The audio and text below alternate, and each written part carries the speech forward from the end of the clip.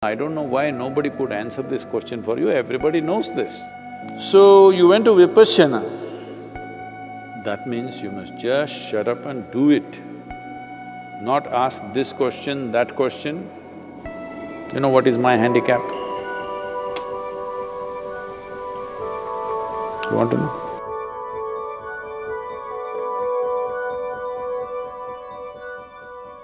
This question is from Decent Divan. Whoa. Respected Guruji, I am a Buddhist and a vipassana practitioner. I have a question which I have asked many vipassana teachers and other gurus, but everybody said that no one can answer this.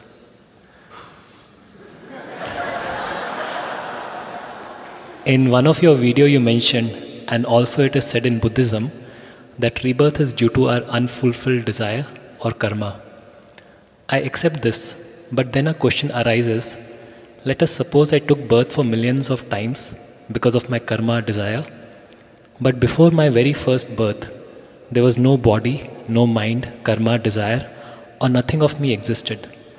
Then why and how that very first birth came to existence?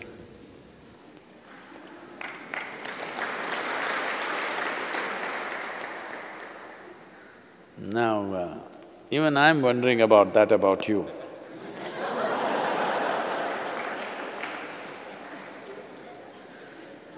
Well, now you're a decent guy, I'm like this, what should I…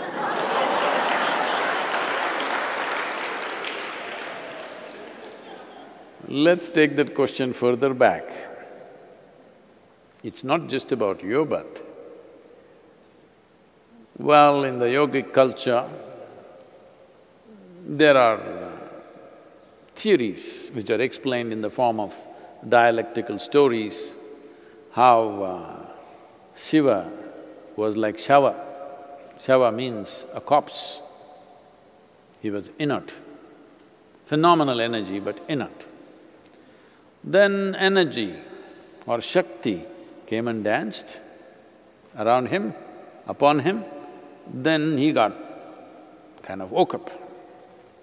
Well, we are, picturizing it as a man and a woman, but that's not what we're talking about. Inert means nothing happening, no reverberation. No reverberation means no creation. Energy got introduced, reverberation started. From a simple basic reverberation, it got more and more complex. As reverberations became more complex, it became matter, matter became small molecules, they became planets, planets became many things, life happened, variety of things. You know the evolutionary theory from there on. Evolutionary theory only starts after life has started, or at the beginning probably. But if you go back, creation itself, we may not know the exact trajectory of how it happened, but we approximately know how it happened, even as per modern science. So in the modern scientific parlance, the same thing is said today that if you apply energy, not even into it, just around it, suppose you create vacuum in a container and apply energy not into the vacuum, just around it, virtual protons and virtual neutrons will erupt. That means creation begins to happen. Proton, neutron just have to get together for an atom to happen. Once an atom has happened, creation has started. So, similar things are said in modern science. I don't want to go into any theories, but obviously creation began somewhere. Somewhere means it may not be within the projections of human mind in terms of time, because it's not one, but in the yogic system, there have been estimates that there have been 84 creations till now, 83 creations till now, this is the 84th one. And up to 112 cycles of creation can happen. Beyond that, creation will be material-free, just pure energy creation. But we're talking in terms of maybe billions of years or trillions of years, I don't know. but those projections are made. Well, obviously it's just a theory. Nobody can prove or disprove anything about it. But it looks like a plausible theory because the markings of 83 creations are there in our system in various aspects of life around us. The markings of 83 and this being 84 are there for those who look very closely at it. So how did you, such a decent guy, happen? Well, so this question doesn't go that far as I took it just now. It's talking about if I did not have karmic substance, how did I happen? That's a question. Well, you don't need a spiritual answer. Charles Darwin himself has explained this. You were a single-celled creature, and then you became two-cell, then you became three-cell, then you became multi-cell. Now you become little more only. Decently better. A decent development from a single cell has happened. So, in the process from the single-celled animal, from an atom to a molecule, right now this is a wonderful time to ask this question because there is virus. A virus is not a full-fledged life. It has proteins and enzymes to make it alive, but it's not yet life. Only when it enters your cell, it has a life. But by itself, it has no life, just a certain combo of protein. So decent, what? Dushyanta? Divan. Oh. So you were also pre-life, became life, became more and more complex life. Complexity itself is karma. Karma is not necessarily, even now as you sit here, karma is not necessarily only what you do like this. The thoughts that pass in your mind are karma, emotions that pass in your mind right now are karma. Simply, a thought just passed in your mind. You looked at the person next to you, thought, why is he here? He should be on the roof with the monkeys. Just like that, sometimes thought like this come. Hello. So this karma just happened inadvertently, not caused by you, caused by the monkeys dancing on the roof.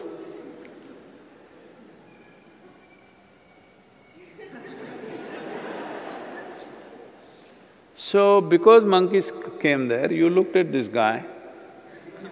At a certain angle, he looked a certain way to you. Maybe it's the lighting, maybe it's the way he sat, maybe something, and a thought came and went. Now you performed a karma. That somewhere you look at another human being and you think he's a monkey. Now this won't stop here, do you understand? Now you looked at him and thought you're a monkey. Tomorrow, we changed your department and you're in the monkey department. Oh my God, I have to work with this monkey today. It will continue. And if suppose the situations are placed like that, he is in charge of the department, you have to work under him. Do I have to be instructed by a monkey like this? It will grow. And this is how you became a racist. All right? Because initially it's just a passing thought. Then depending on situations, how they corner you here, there, slowly it multiplies. This is even happening to every other creature. So gradually, karmic substance builds up, becomes more and more complex. Well, clearly, evolutionary sciences are telling us the initial human beings were very simple, half-bent human beings, very small brain, they couldn't think much, they just survived like any other creature. Everybody knows that, right? So from there you built your karma. I don't know why nobody could answer this question for you, everybody knows this. Maybe they thought you are not worth answering. Because I am such a fool, I don't think anybody is not worth answering. Because I don't think any question is not worth answering, I'm taking all kinds of idiotic questions from all over the world. So right now, you're wasting your time very indecently. Because these are all questions of the vain.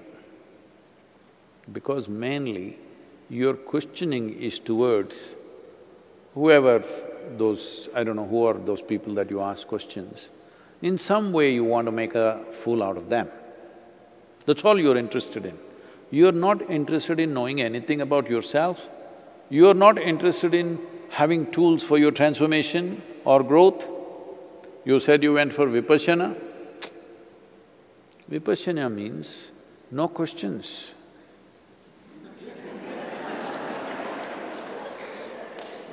Simple instruction, just do it, do it, do it and do it. Because that is a process which demands perseverance as the greatest quality. Gautama taught vipassana to large groups of people because there was no time to prepare them. He was every day moving from village to village, town to town, no time to bring understanding into those people.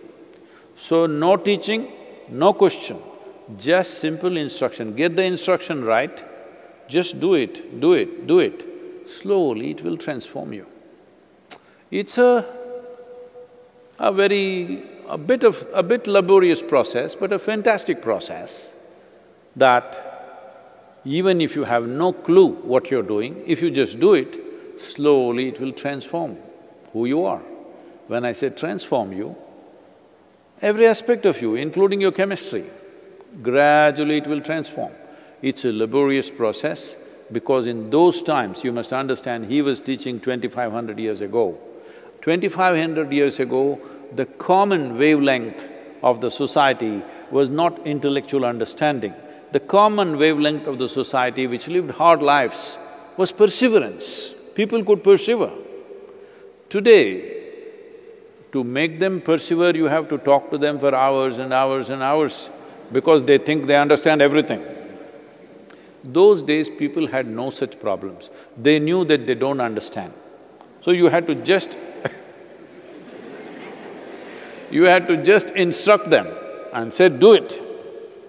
And those were good times for the gurus. Because if you give an instruction and say, you must do it, you just do it. You know, my mother, some yogi in Nandi Hills, once we went to Nandi Hills and she showed me the cave where she was initiated. She gave… that yogi gave her some mantra, I don't know who he is anyway. And she never had a picture or she wouldn't even talk, utter his name. But every day she did something with eyes closed. Right through our life, we've been her life, 4 children, husband is her life. She married at the age of 17 and that's her life. But before that, she was initiated and this yogi told her, whatever happens with your life, you must do it every day. Every day she is doing something with her eyes closed. We say, what are you doing? Say, well, this yogi gave me a mantra, I just do it. We want to know what's the mantra. So we played all kinds of tricks on her, tried to compel her, emotionally blackmail her. You tell us this mantra. Such a gentle and easy person to deal with, always she was.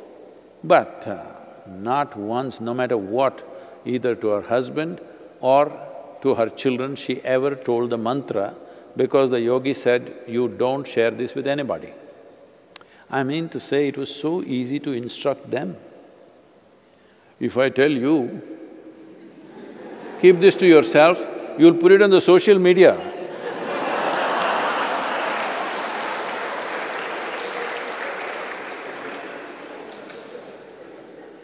So, because giving instruction was very effective and simple, In the previous generations, especially 2500 years ago, Gautama chose this path. No understanding, no teaching, obviously no questioning, just do it. Only to those who gathered around him, who traveled with him, who were in close association with him, to them he taught shunya because that needs understanding.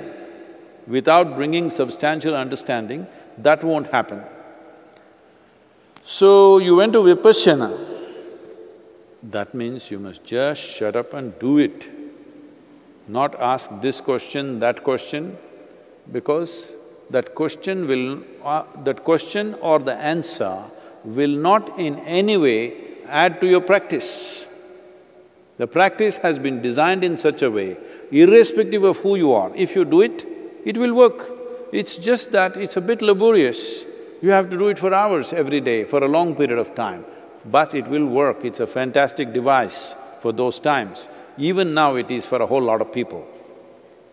So, don't waste your time. The decent thing for you to do is, if you're here, I don't know where you are. If you're here, take instructions and just do it. Otherwise, stick to the vipassana and do it, one way or the other. Take one forward step. Rather than standing in the same place and looking all over the place, it won't add to your life in any way. It's just that in foolishness you will think you're smart by gathering these things. Maybe now I have said what I have said, you will go and tell somebody else, you know what Sadhguru said, this is what it is, even he doesn't know.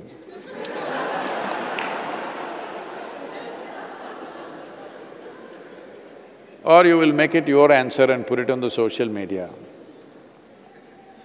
Whatever you do, it's of no use. Existentially, if you want to move on, you must do something existential within you. You do psychological things and you think you will move on, you will not. You know what is my handicap? You want to know? Simply, being straight and honest is my big handicap. Yes, no deviousness. This is my handicap. What do you think? Tell me, Sadhguru, it's not a handicap. Hey! Some of my advisors think this is a handicap, I'm too straight and blunt about too many things. But that's the way I will be. If you don't like it,